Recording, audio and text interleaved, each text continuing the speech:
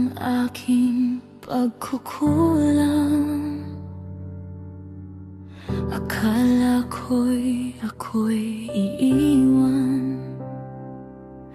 Mga bahaging tinago ko noon, baka sakaling di matanggap ng panahon.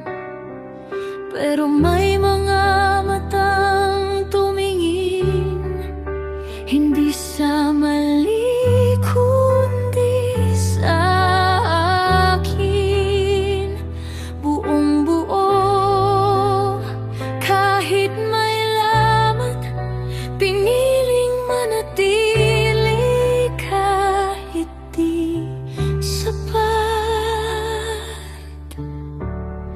Sa kaarawang ito, ako'y nagpapasalamat sa mga pusong ako'y patuloy na tinatanggap. Sa bawat mali, sa bawat luha, hindi nila ako binitawan pa.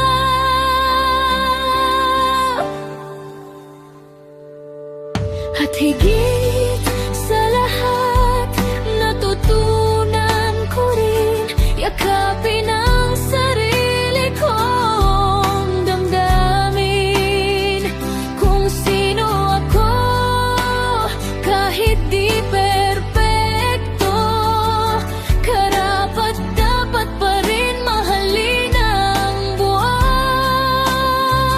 May mga araw na ako'y naliligaw, kinu-question kung may halaga pa ba ako. Pero sa gitna ng aking pagduda, may boses na nagsasabing tama ka lang kung sino ka. Unti-unti kong natanggap na di kailangang magbago para mahalin. Dahil ang tunay na pagtingin, hindi naghahanap ng dahilan para tanggapin.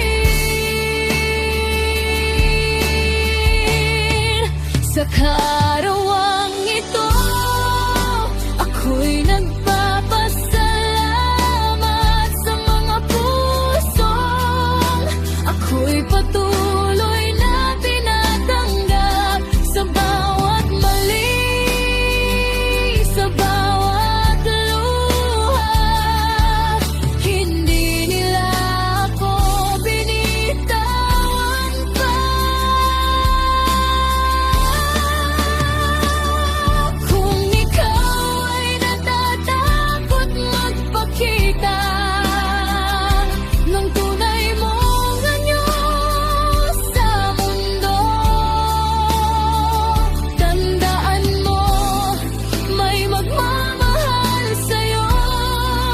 Hindi dahil perpekto ka, kundi dahil ikaw ay yun. Sa karawang ko, ito ang aking hiling na matutunan